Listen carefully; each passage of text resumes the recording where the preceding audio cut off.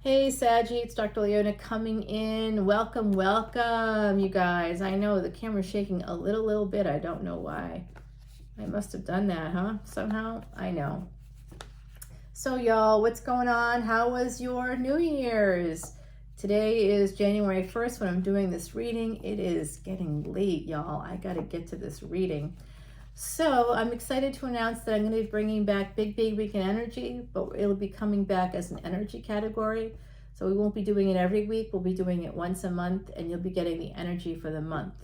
Oh, what up?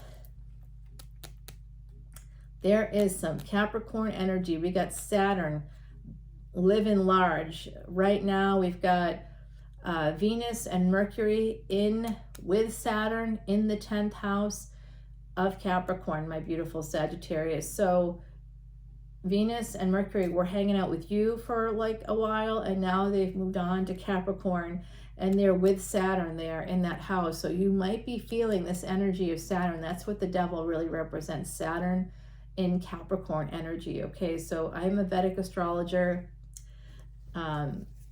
If you believe that you are if you're a tropical Sagittarius and you're in the first 24 degrees of that sign, it's likely that you're actually Scorpio. And you're like, what? Yes, I know. I have Saggy placements in both tropical, like they're consistent with both tropical, and so there are like anything after those first 24 degrees, you're Sagittarius. You know what I mean? If you're still within, if the sun is still within Sag there, then your sun is still Sag. If you're whatever planet is there, you know, that's who you are. That's where you are. So you got something here about work coming in. Oh, love. You met someone through work? Someone met you maybe through work? Think about that. Who is this person? That could be your energy.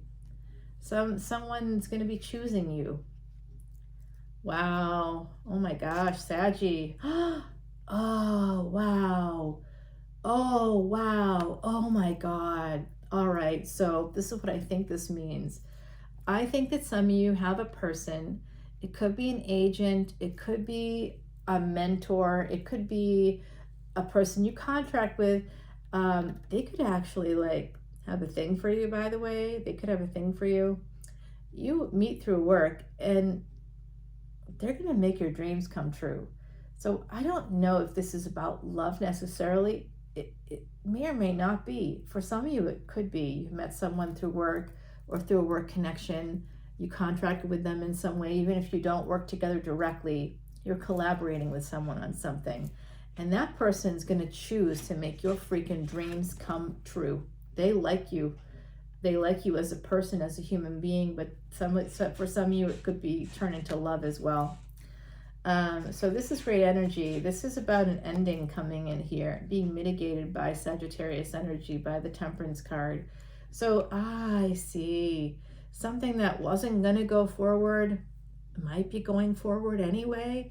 If you thought you missed out on an opportunity to get some money to work with somebody, I think they're going to choose to work with you. And when they do that, it's going to make your dreams come true. You might have thought that your dreams were over, but Jupiter is here. That's your ruling planet, Jupiter. And yeah. You're moving towards luck. If you can hear the creaky ceiling, I just apologize in advance. I'm doing the best I can, y'all. I'm not in my own space, so we got people here. I'm visiting for holidays. I was traveling for work, and I've been visiting. I see. Someone's we went from 7 of Cups to 8 of Swords. So I see. Someone wants to move forward, but they might feel like they can't for some reason. I don't know why. They have to be. All right, so now we're moving into another category here. I see. Okay, hold on, y'all. Someone did meet someone and you were having an affair with someone at work, someone in the collective. That's the case, and I'm sorry if I just outed you. I apologize. It's the psychic thing. I don't know. I don't know anything. I don't know nothing. I'm just telling you it's coming through. So believe me when I say I'm not judging you or thinking it. Like, I hear some readers and they're like so judgmental about it. I'm like, woof, woof. I'm not judging you, okay? It's not a personal reflection or anything like that. I just can recognize the human factor in every situation. So that's part of my talent. That's part of what I do, y'all. All right, so let's see this. Some of you do have something through work that was delayed. This situation, whoever this is, that you're going to work with them and it was delayed. But there's going to be some big financial gain. You'll become financially independent, and it was delayed, but now it's moving forward. Okay, it's a great message. We go from 9 of Pentacles to 10 of Wands. So it's not going to be easy. Basically, what I'm seeing is there's going to be an increase in your workload, but it is going to make you some money, honey. It's going to allow you to escape. You're going to escape any, so it's a double entendre here. That's what I'm hearing from the other side. That what I see here is that it's going to take you a lot more work, but the good news is that is going to help you escape. So you go from a place of being stuck to a place of not being stuck. You can escape that energy. That's great. And this is the energy of escape. So this is like an escape hatch for some of you. You might have that in your chart. You could have a Venus-Sun conjunction, possibly in the 8th house, possibly in the 1st house. So you have the ability to escape something here. And I do see that here. Now we have, this is more movement. This is all movement. You go from movement to stuck. Okay. Moving towards love. Okay, and healing. A healing love. Oh boy. Some of you are going back to school. If you are, it's going to change your world. If you are not it's going to change your world, like Ace of Wands kind of change your world. I'm just giving you a little extra preview. That's the other side telling you to go back to school and you will be a King of Pentacles. Also, some of you are connected to somebody with earth energy. There's distance in that relationship, and you might be getting some clarity about what to do about a marriage, possibly. I also see someone coming in. OMG. You also have someone with earth energy coming in. Oh, they could be a little bit older than you. Just a smidge. They're kind of secretive. They kind of watch you. That's creepy. Here's this energy of 2 of Swords, being at a crossroads about going forward and kind of feeling a little bit conflicted about changing this cycle. Okay, so some of you are heading towards divorce. If it hasn't happened yet, it's going to start moving forward. I hope that there's going to bring, it will be a painful process, of course. In the moon here, what you don't see coming is love, new love. It's the Page of Cups. You know how much I hate that. But then there's also the Page of Pentacles. Some of you could have twins. The twins might be coming into your family in the future. If not twins, there's going to be 2 children, a second child I'm getting for some of you. And it might not be in your family. Like it might not be your immediate family. Like it might not be you or your partner having a child. It could be just simply that there's another child being born into your family. And that child will be one of 2 children in that group. Not like the whole family, because people get weirdly specific about stuff like this. They're like, oh no, there's 20 of us. I'm like, there's 20 people in one family? No. Oh no. There's just one child there, and then when this other child is born, it will be 2. That's what I'm talking about. And not in your whole family. But the parents basically already have one child. If it's not twins, they already have a child, and another one is coming. And these 2 children are very much connected to each other. Yeah, they're like twin flames themselves. These 2 children, they're very connected, whoever they are. There's a relationship here coming in. It's really, really nice. It's going to lead to, you're going to be victorious. It's going to lead to marriage. It's going to be very nurturing, this new relationship that's coming in for you. Some of you might be a little guarded. There could be someone else that could be guarded here, very guarded. It's an emperor, but they're coming in. They may come in to protect you. They may be trying to protect you right now by not talking to you. Oh, fuck's sake. There's an ending here.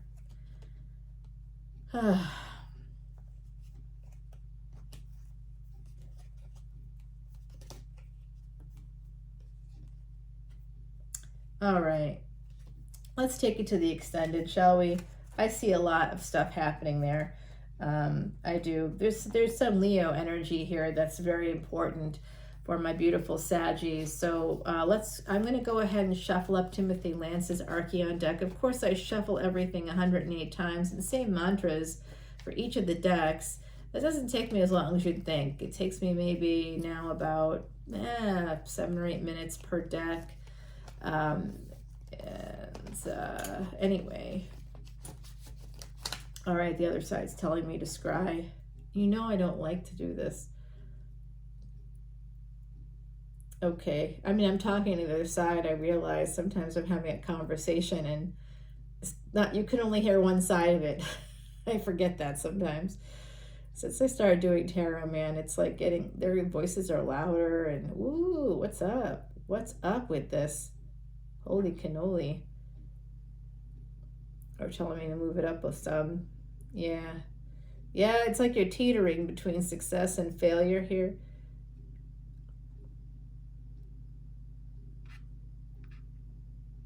All right, Aquarius energy here, the star. Aquarius is ruled by Saturn, Rahu, and Uranus are all connected to Aquarius. So look for those planets in your Vedic astrology chart. You can be tropical Sag and still look for those in your Vedic astrology chart. You know what I'm saying? Because that's the OG.